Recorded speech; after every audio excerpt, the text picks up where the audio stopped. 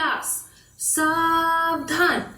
Class एक साथ line में जॉगिंग शुरू करेंगे। शुरू कर। पीटी सर का ये ऑर्डर सुनते ही क्लास 6 के सारे बच्चे किचन की काली टाइल्स पर चल रही उन अदृश्य चींटियों की कतार की तरह ग्राउंड के चक्कर लगाना शुरू कर देते। हर थर्सडे ब्रेक खत्म होने की घंटी कानों में जाते ही बच्चे टिफिन, गॉसिप, घूमना फिरना, मस्ती सब कुछ छोड़कर ग्राउंड में असेंबल हो जाते, क्योंकि गेम्स पीरियड के लिए लेट होने का मतलब था 2 more rounds of jogging extra. I think ये एक यूनिवर्सल रूल है कि स्कूल में सबसे स्ट्रिक्ट स्पोर्ट्स टीचर ही होते हैं और उन्हें अक्सर गब्बर, हिटलर इत्यादि जैसे नामों से नवाजा जाता है। हमारी स्कूल के स्पोर्ट्स टीचर भी हमें उन्हीं हिटलर और गब्बर की याद दिलाते थे।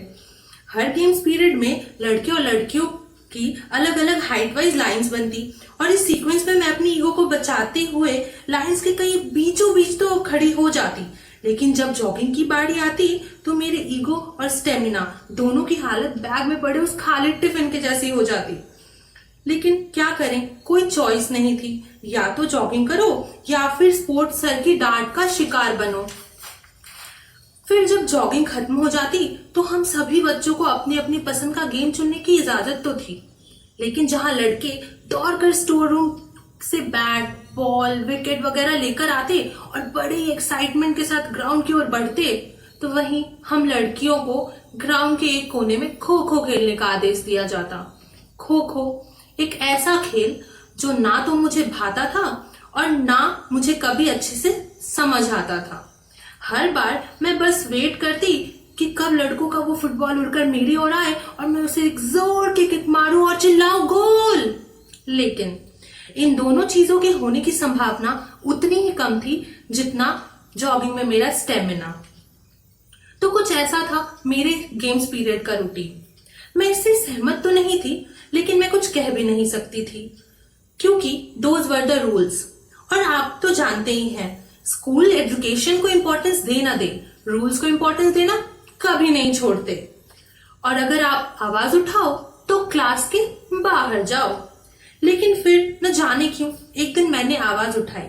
मैं जानना चाहती थी कि क्यों हर बार सर के कहने पर हम खो खो या वॉलीबॉल खेलने लग जाते हैं। तो मैंने अपनी सहेलियों से पूछा, क्या तुम में से कभी किसी को क्रिकेट या फुटबॉल खेलने का मन किया है? पहले तो सभी आपस में खुसफुसाने लगे। फिर जब उन्होंने मेरी ओर देखा तो उनके चेहरे पर साफ साफ क्रांति लिखी थी, और जहां क्रांति वहां रूल्स के लिए जगह नहीं थी। तो अगले गेम्स पीरियड में जॉगिंग खत्म होने के बाद जैसे ही हम लोग को खेलने की अनुमति मिल गई, बाकी सब तो अपने अपने रूटीन में लग गए, लेकिन मेरे क्लास की कुछ लड़कियां और मैं अब भी वहीं खड़े थे। हमें वहां खड़ा देख हमारे सर भी हैरत में पड़ गए। उन्होंने हमसे पूछा, क्या हुआ, खो खो नहीं खेलना? हम सभी ने एक आवाज में जवाब दिया, नहीं सर, नहीं खेलना। सर, हमें फुटबॉल खेलना है। एक सेकेंड के लिए तो मानो सर भी चौंक गए। फिर हमसे बिना आंखें मिलाए कहने लगे, फुटबॉल लड़कियों का खेल नहीं, football and cricket only for boys. You play kho kho, volleyball, चलो जाओ यहां से अब। हमसे कोई जवाब ना पाकर सर ने सोचा, he has made himself very clear, तो वहां से जाने लगे। ये कहाँ लिखा है? सर ने मुड़कर पीछे देखा तो मैं उनके पीछे खड़ी थी। ये कहाँ लिखा है सर कि football and cricket is made only for boys?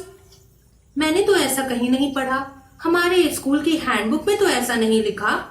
याद रहे, मैं क्लास 6 में थी, तो स्कूल की हैंडबुक से बढ़कर तो मेरे लिए कोई संविधान ही नहीं थी। सर चुप रहे। फिर कुछ सोचकर सर बोलने लगे, लेकिन ग्राउंड पर तो लड़के खेल रहे हैं, वहां तो जगह नहीं है। बात तो सही थी। अब भला लड़कों से ग्राउंड लेकर सर हम लड़कियों को मौका देने से रहे। अब फिर से सन्नाटा था। फिर हम में से एक लड़की ने बोला, सर इतना बड़ा ग्राउंड है, एक कोने में कुछ लड़कियां खो खो खेल रही हैं ना, तो वहीं दूसरा कोना पकड़कर हम फुटबॉल खेल लेंगे। जब डांट का डर हमें हमारा हक मांगने से न रोक सका, तो जगह की कमी तो हमें महसूस ही नहीं होने वाली थी। सर हम सभी को बड़े गुस्से से देख रहे थे। फिर उन्होंने सिर्फ मुझे अपने साथ चलने को कहा।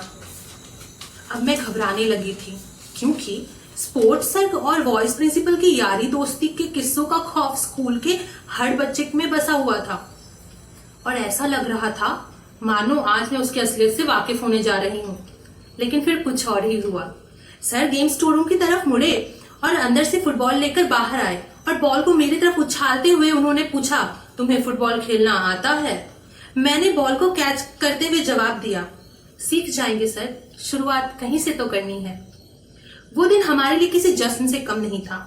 उस दिन के बाद से हमारी स्कूल में लड़कियों के लिए सॉकर ट्रेनिंग प्रोग्राम शुरू किए गए। दोस्तों, जिंदगी में ऐसे कई रास्ते हैं जो हमारे धर्म, लिंग, जाति सभी पहलुओं के कारण बंट जाते हैं और ऐसे भी कई रास्ते हैं जो मानो बंद ही हो जाते हैं, चाहे वो रूल्स हों या सालों से चली आ रही रीति रिवाज।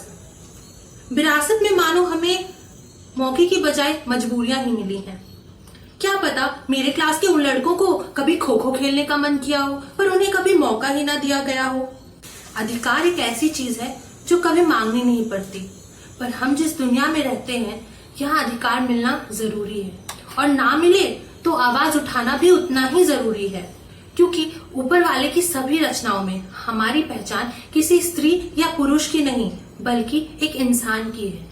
इसलिए इंसान की हैसियत से कहती हूँ, चाहे हर कदम मिले हमें चुनौतियां, हमारा हर कदम एक इनकलाब है, सभी के हक की आरजू है ये दुनिया, इंसानियत हर चुनौती का जवाब है। धन्यवाद।